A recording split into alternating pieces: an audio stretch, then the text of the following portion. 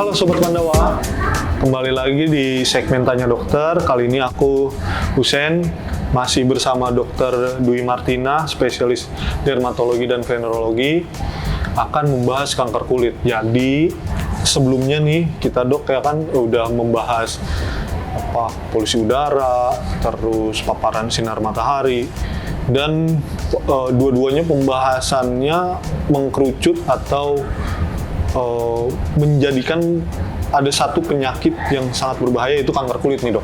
Nah, sebenarnya kanker kulit ini seperti apa sih dok, dan apakah akhirnya kayak kanker-kanker yang lain harus kemo atau ya terapi-terapi spa itu gitu dok? Gimana dok perihal kanker kulit ini? Oke. Jadi mengenai kanker kulit sebenarnya yang namanya kanker itu kan berarti sesuatu yang ganas ya. Kalau di kulit sendiri itu tumor, kita bilangnya kanker itu sebenarnya tumor, tapi dia jenisnya tumor yang ganas. Jadi kan kalau nggak cuma di kulit sih, sebenarnya di bagian lain pun kita tahu tumor tuh benjolan ya, sesuatu yang menonjol gitu di kulit. Nggak cuma di kulit, mungkin di organ yang lain pun ada. Tapi dia ada dua jenis, jadi jinak maupun yang ganas. Nah, yang mungkin lebih kita akan soroti di sini tuh yang jenisnya ganas ya. Nah, kebetulan tadi sebelumnya kan kita sempat membahas yang matahari dan polusi udara. Memang dua-duanya itu ada salah satu penyakit kulit yang istilahnya kejadiannya pasti kronis ya. Butuh waktu, nggak mungkin dalam 1-2 hari tiba-tiba akan berubah menjadi kanker atau tumor ganas itu. Tapi itu dia butuh proses lama, itu gen-gen juga bisa bermutasi ya di kulit. Nah, akhirnya menjadikan suatu penyakit keganasan. Nah, untuk kanker kulit sendiri itu sebenarnya dia mirip sama keganasan atau tumor di organ-organ lain. Dia akan bertumbuhnya itu kronis. Kita bilang kronis itu lama ya, jadi dia butuh waktu, nggak 1-2 hari, seminggu, 2 minggu kayak penyakit-penyakit lainnya mungkin akan timbul 1-2 hari timbul ya, misalkan penyakit jamur kulit atau tadi eksim seperti itu memang bisa akut. Tapi kalau ini dia butuh proses, terus pasti juga butuh stimulasi sesuatu dari luar, bahan-bahan karsinogenik, terutama mungkin kalau tadi ada hubungannya dengan polusi udara, polutan itu zat-zat polusinya itu karsinogenik pasti, kemudian juga radiasi, radikal bebas, nanti dia akan merubah sel, bermutasi, akan menjadi suatu keganasan ya. Terus akhirnya mungkin dalam proses 5 tahun, 10 tahun atau bahkan lebih, dia akan baru muncul suatu gejala di kulit seperti itu.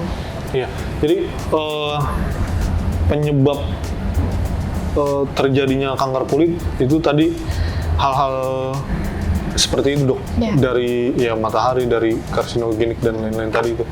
Ada penyebab atau faktor lain nggak dok selain itu?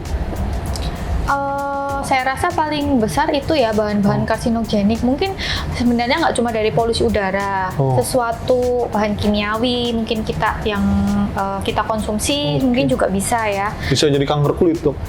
Bisa misalkan dari makanan atau dari bahan-bahan kimia, misalkan kita pakai suatu produk kosmetik yang salah ya, mungkin isinya yang kita nggak tahu, yang nggak ber-BPOM mungkin ya, nggak berizin, kita nggak tahu isinya apa, ternyata ada mengandung bahan yang karsinogenik itu. Pasti ada sesuatu yang akan menyebabkan tumbuhnya keganasan. Nggak mungkin lah tiba-tiba kalau kita sudah menjaga semua pola hidup sehat, terus makanan semuanya udah sehat, terus tiba-tiba jadi itu. Pasti ada sesuatu yang salah ya, mungkin yang kita lewatkan, ternyata itu mungkin penyebabnya. Benar-benar dok. Iya. Nah, terus tanda dan gejala kanker kulit apa aja nih dok? Ya, Sebenarnya kalau di kulit itu ada beberapa yang termasuk keganasan, cuma yang paling sering itu sebenarnya ada 3 macam ya, namanya melanoma maligna, kemudian karsinoma sel basal, kemudian squamous cell karsinoma itu namanya ya. Tapi tiga-tiganya secara awam itu tandanya berupa apa ya, kayak benjolan atau bintil, warnanya itu kecoklatan, merah, ada yang kemerahan, ada coklat kehitaman, atau kayak biru keunguan seperti itu. Biasanya munculnya gitu ya mirip kayak tai lalat. Kadang-kadang jadi kalau orang nggak tahu ya ada yang aware, ada yang enggak gitu ya. Jadi ya kalau saya sih biasanya sih kalau orang itu misalkan pingin tahu kayak gitu ya sebaiknya untuk konsultasi ya ke dokter ya. Kemudian nanti soalnya ada pemeriksaan atau diperiksa khusus ya, baik lab maupun ada alat khusus yang untuk melihat gitu. Iya. Jadi buat sobat Pandawa nih, tanda-tanda kanker kulit jadi nggak bisa dilihat dari kasat mata gitu ya dok, jadi harus ada penunjangnya yang lain. Iya. Nah, terus nih dok, dari hal ya masa tandanya udah kelihatan penyebab, kita juga sembarangan gitu mungkin dengan tadi bahan-bahan karsinogenik itu, akhirnya kapan sih kita harus ke dokter gitu dok? Ini kayaknya bukan tai lalat biasa gitu, sobat Pandawa, atau gitu dok. Ini kayaknya ada something yang ini kayaknya, atau gimana dok? Kapan harus ke dokter? Oke. Mungkin tadi saya tambahin sedikit untuk kayak tanda gejala ya. Tadi kan ada bintil, warnanya seperti tai lalat lah. Pokoknya ini seperti tai lalat.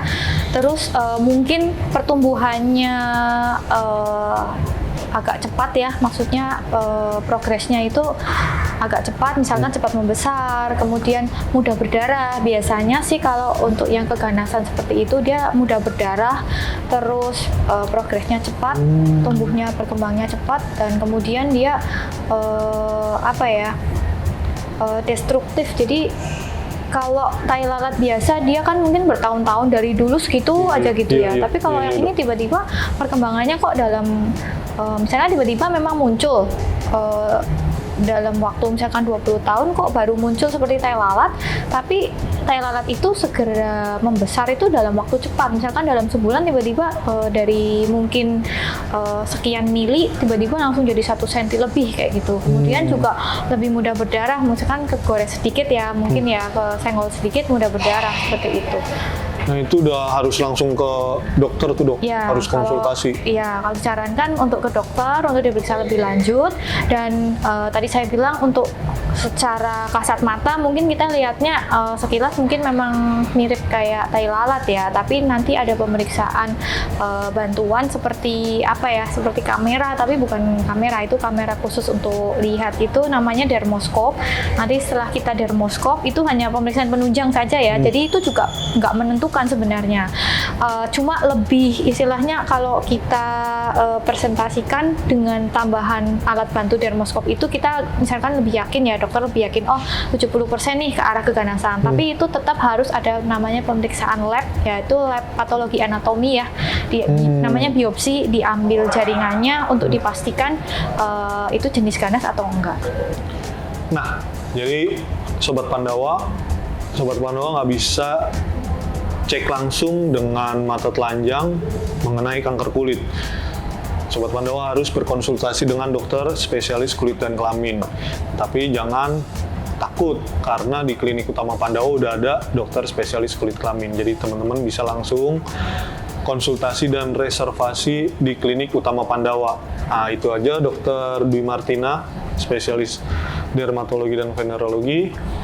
Kita akhiri teman-teman, dan jangan lupa follow, like, komen, dan subscribe channel Klinik Utama Pandawa, dan pantau sosial medianya, Instagram, Facebook, Twitter, TikTok, karena ada promo menarik promo setengah harga di sosial media Klinik Utama Pandawa.